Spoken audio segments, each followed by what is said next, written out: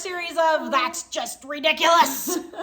All right, we just love the troll comments because it gives us content and we get paid for it. So thank you guys, we appreciate it. This is today's comment. This is one of my favorite. We've gotten this so many times over the years. I just love this one. In response to my Social Security increase video that I put out a couple of weeks ago, you can go watch it in here and I will put it in the description below. I made the comment that if you can't live on Social Security, you're going to have to make some changes. And one of those was you may have to get rid of your car with car payments and you may have to move. I got the comment, if you get rid of the car and house, where do you live? How do you get back and forth to work with no car? If you buy something really cheap, it can cost a fortune to fix. Plus, a broken down car can get you fired. Oh, Mom, this is bad. They have to buy their brand new $40,000 car so it doesn't break down so they can go to their $15 an hour job that they can't afford for the car anyway. We've gotten this so many times, and this is, I don't have a whole, she has a lot of pet peeves. I've got a couple of my own, and this is one of them. And for those of you who say we haven't lived through it, I lived on $300 a month. Mom lived on $500 with raising 2 teenagers. We have lived it. So we are speaking from experience. We know what we're talking about. And I love I'm going to get fired if I drive a broken down old car. I need it for this or that. Okay. I don't even know where to start on this one. Well, first of all, Mom is driving right now a 25-year-old car, 1994. Okay, 28-year-old car. We just took it to the mechanic yesterday, and it needs $800 worth of work. That's the first I've done. Now, how long have you had this car? I've had it at least 3.5, maybe 4 years. Almost 4 years, I think. Mm-hmm. So Mom's had this car almost 4 years. She paid $2,500 for it used. This is the first of the expenses because she got a Toyota. And part of the expense is what you would do on a new car anyway. Yes. Half of it. So think about this. Mom's car payment for the last 4 years was $50 a month. Although I didn't have payments, I paid cash. She paid cash for it. But if you turned it into payments, it would have been $50 a month. This is the first of the repairs that she's had to make. It's $800 to get the brakes fixed and the radiator fixed. She's been saving up so that when she needs repairs, she can make them. $50 a month versus $400 to $700 a month for a car that won't break down. But the thing is, to say that I'm going to get fired because my car broke down, that is to me one of the most ridiculous statements. And I don't usually say this. It's just normally. Victim mentality. I think I'm just going to call it like it is, just stupid. Yep. If you think about it. It's one of the most stupid statements I hear. And this must upset me because I usually don't use that type of strong language. For gosh sake, watch your language. I do. I know, darn. But I have the warrior gene, Mom. Oh, is that what it is? But, okay, I go to work every day and I show up not only on time, but 10 minutes before I'm supposed to be there. If I put in a full hard day's worth of work. And actually do the work. I'm not on the computer. I'm not on my phone. I'm doing full hard work. If my boss says, can you stay 30 minutes later? I say, sure, I can stay 30 minutes later. And I do this every single day. And I show up like this.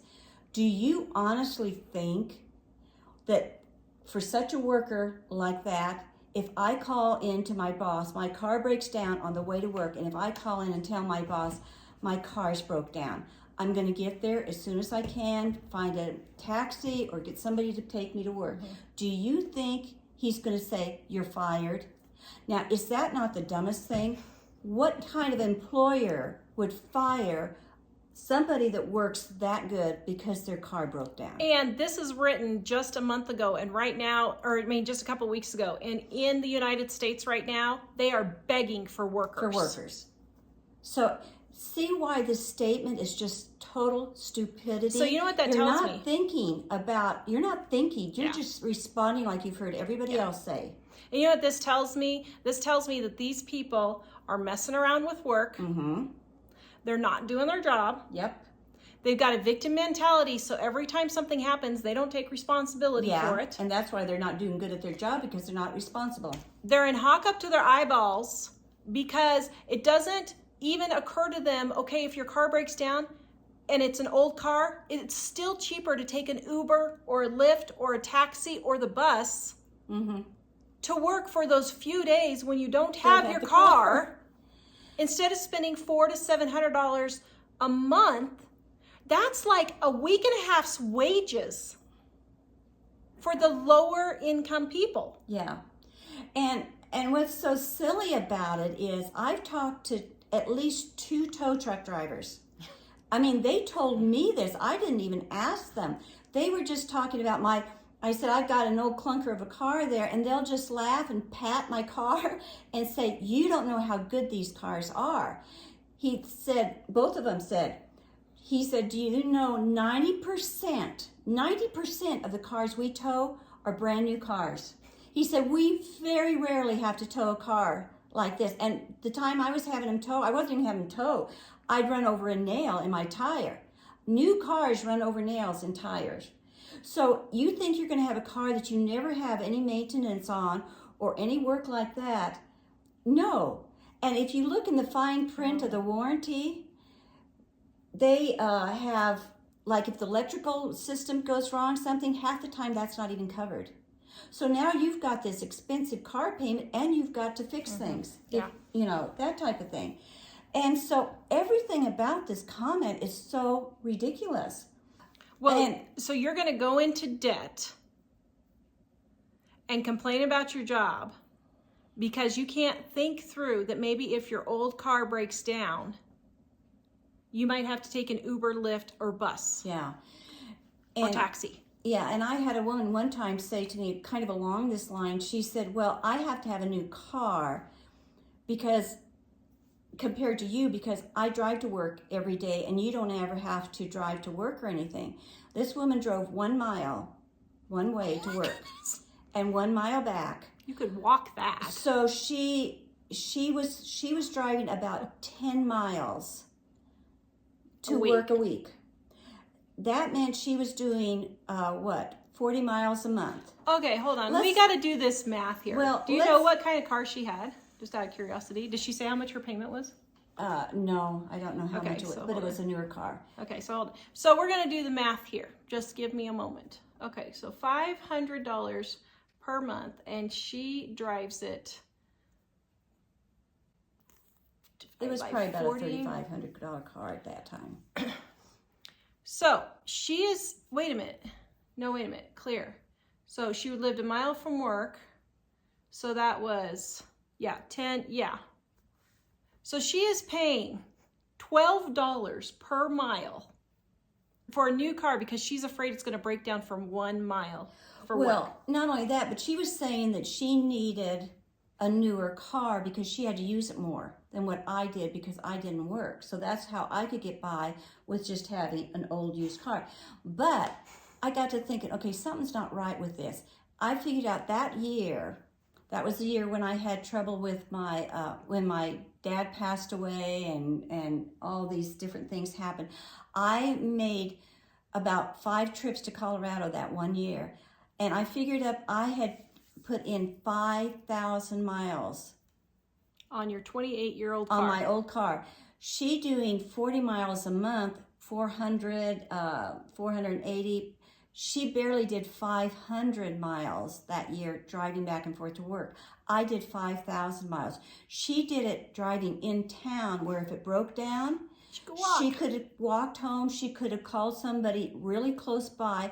My trips were across Kansas in no man's land. And if I broke down across Kansas, I didn't have family or friends to call and come pick me up. So, but I didn't think anything about doing that. That's what I could afford to do at the time for a car, and that's what I would do. And here was somebody else making the excuses of why they needed a new car. See, it's just an excuse to reason out to get what you want. Get what you want. Because you actually just want You a new want car. that. You do not need a new car. Yeah, you Absolutely no one needs. Okay, wait a minute. I'll give you one caveat. Maybe if you're wheelchair bound and you have to have a special wheelchair That would be- lift in your car, I will give you that for a new car. But no one needs a new car. I cannot think of any scenario anywhere where someone would need a new car Yeah.